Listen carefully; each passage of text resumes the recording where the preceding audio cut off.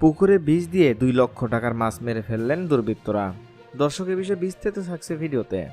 মাদারীপুর জেলার ডাসার উপজেলার নবগ্রাম এলাকায় পুকুরে বিষ দিয়ে মাছ নিধনের অভিযোগ উঠেছে। এতে কমপক্ষে 2 লক্ষ টাকার মাছ মরে পুকুরে ভেসে উঠেছে।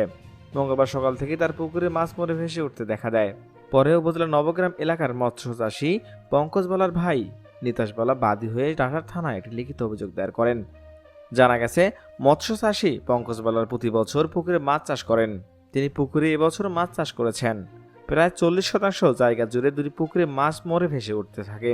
রাতে দুর্বৃত্তরা পুকুরে বিষ দেওয়ার ফলে মাছ মরে যাচ্ছে বলে অভিযোগ ভুক্তভোগীর। পঙ্কজ বালা বলেন, এবছর যে মাছ চাষ করেছিলাম তা সব শেষ।